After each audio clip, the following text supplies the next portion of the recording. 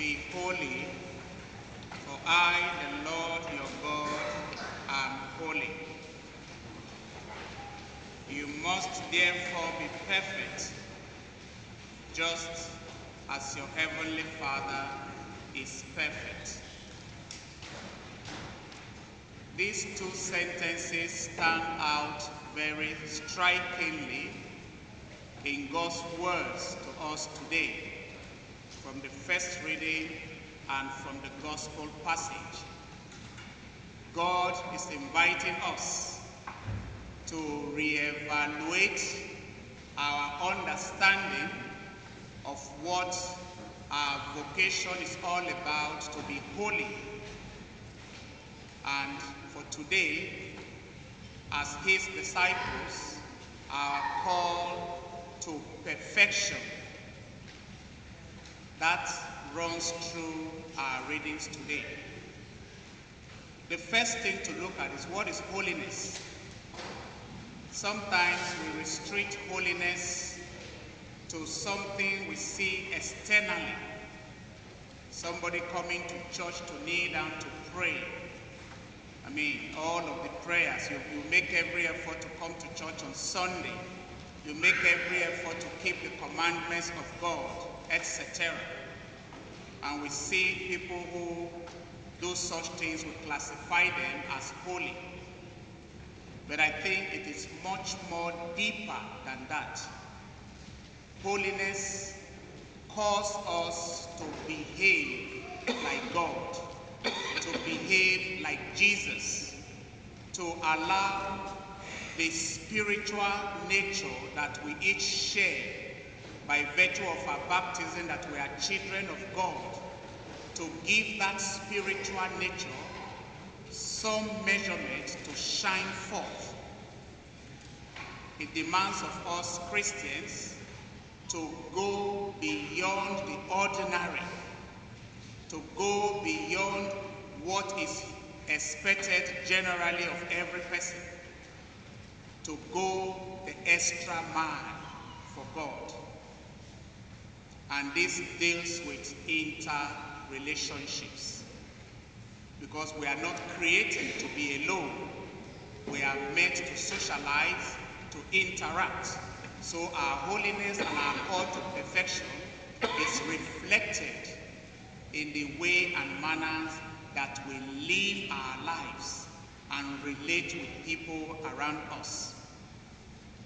And the two commandments that truly expresses our Christian vocation, our Christian identity, in a way intertwines with the first reading and the gospel passage we read today, where we are expected to show forth that nature of ours as Christians. And that is the commandment: love your neighbor as yourself, and also love your enemies. When it comes to the love of neighbor, I'm sure we don't have difficulties with that. Love of neighbor is easy. People we know, our families, our friends, people we get along with. We can easily pray with them, we can give them things, we can smile, we can be happy with them. That is easy to understand and it's easy to practice. But I think the main call that Jesus is emphasizing in our readings today, the first reading and the gospel passage, is not to restrict that love to persons we get on with, but particularly to that person in your life, in my life, that we find it extremely difficult to relate with. And this is where we each have to make our own examination of conscience. For me, I feel our lives as human beings oftentimes or sometimes can completely get out of control. We can allow our humanity, our sinful inclination, our limitedness to so possess us that we find it very hard to ignite that spiritual fire in us when it comes to this big challenge of showing love to our enemies. take your mind back to your own individual families. That is the worst setting. I'm yet to see any family, where you don't have quarrels and fighting. And family fight and quarrels and enmity, sadly, oftentimes is the worst. You will see siblings, you will see, from the same family, from the same kindred, they will keep enmity for many years, and sometimes through their lifetime. Sometimes through their lifetime. That could even be worse. And such persons are Christians. What about even in the church, in the house of God? Somebody steps on your toes, that person becomes your enemy. Somebody wants to stab you. Somebody is telling lies behind you. Somebody is saying things you would not want to hear about yourself. Lies, rumors, gossip, you name it. So we live and we are surrounded with and by enemies. How do we react? How do we react? I think our human instinct comes out so clearly and so powerfully. We want to revolt. We want to revenge. We want to curse back. That is societal way. That is the norm. That is the standard, humanly speaking, that we live with. And I think that dates back even to the Old Testament. If you read Exodus 21, verses 23 to 25, it talks about the lex talionis, the law of revenge.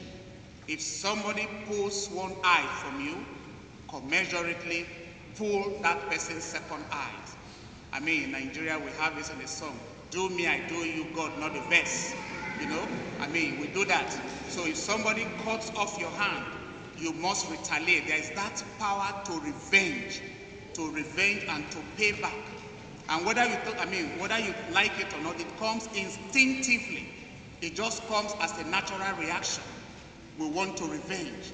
We want to fight back. How can that person do this against me? How can he say this against me? And it lingers and lingers on, and we create enemies, and we live with enmity among us. Jesus is looking at that particular law from the Old Testament and is transcending it, is giving it a new meaning in our readings today. A new commandment I give to you. Love one another as I have loved you. And by virtue of this love, others will know that you are my disciples.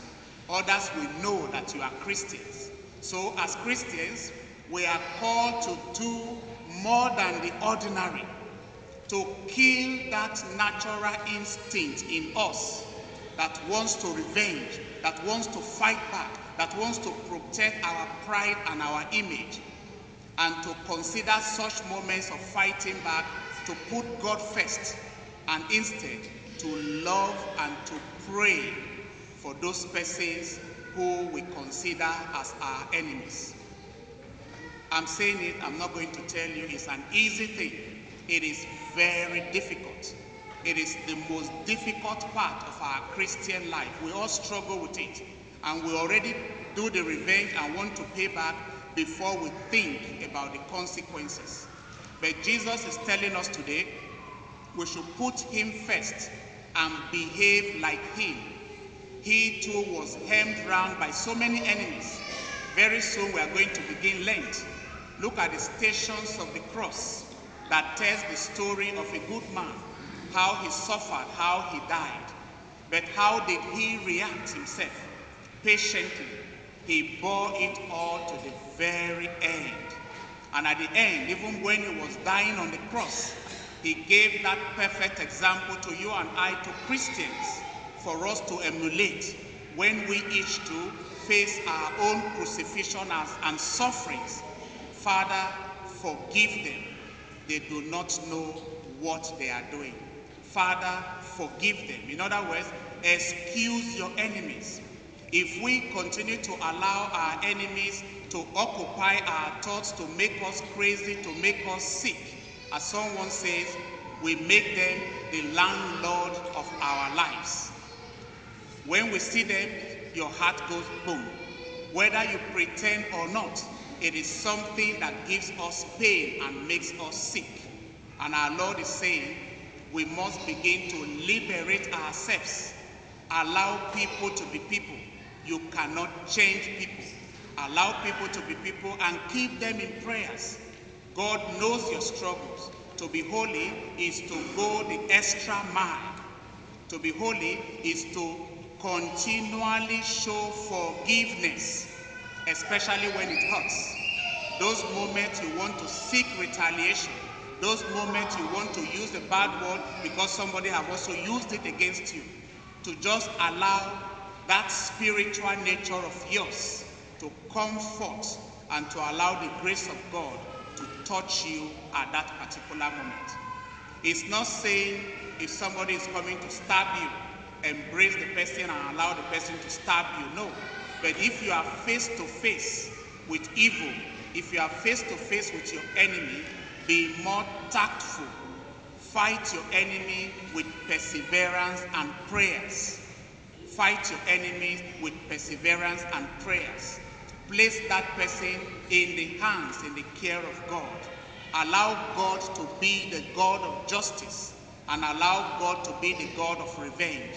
And if we all are truly patient and allow God to be, things will begin to manifest in different ways in our lives. And society will begin to be the best that God wants it to be. But am I truly patient? Are you truly patient? Are we quite there yet? Or do we allow our lives to go completely out of control? When I was reflecting on this, the whole of this week, and particularly last night, the amazing story of forgiveness demonstrated by Margaret and Barry Misen, or Mise, I'm never sure of how to pronounce their surname, came to my mind. They have a web page now called the Forgiveness Project. We all remembered how it made national news when their 16-year-old son, Jimmy Misen, was murdered in May 2008 when he and his older brother, Harry, went to a bakery in Lee, here in South London. Jimmy's parents, we know, Margaret and Barry, are staunch Catholics, and they worship in their local church in Lee. Soon after the news of Jimmy's death broke, the information got to the parents, and of course, both of them were shattered. And they went to Mass the next day in their local parish in Lee. And there all the news media were already gathered to interview and to hear words of revenge, words of anger coming out from a broken mother and father who just lost their 16-year-old boy in the cold hands of murder. And hear what Margaret told them when they asked her, Margaret, how do you feel losing your son in such a tragic manner? What do you have to say? Are you angry because he died, or what are you going to say to the person who murdered your son? Listen to the words. She said, I do not feel anger because anger breeds anger. And that is what killed my son, Jimmy. I would not allow anger to destroy my family further. As a mother, I do feel sad for losing my son. But for me, forgiveness is the key. I am not going to revenge, and I want to have an inner peace. And I'm not shouting forgiveness from the rooftop, but I truly want to forgive from my heart, and I do not seek any revenge. Jimmy's mother has done a lot of damage to our family, and I will not let it do any more damage to our family.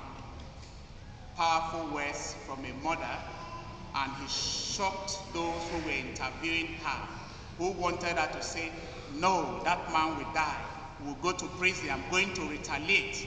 But her faith came alive at that particular time of her crisis. And she lived these words of the gospel. Love your neighbor and also show love to your enemies. Even if you do not tolerate and accept what your enemy is doing to you, but you can transform it into love and pray for that person and allow God alone, who is the supreme judge, to show revenge and to show his judgment and his revenge on that person. As we begin our week, I find this gospel passage very challenging, very inspiring. And I want to ask the Lord for myself and for all of us that the Lord may open our eyes to truly recognize the different enemies in our lives and to begin to change our tactics of fighting whatever those enemies are by means of prayer, by means of tolerance, by means of accepting the cross that we bear, and to allow God to take control of them. May his words be praised and glorified in our lives, now and forevermore. Amen.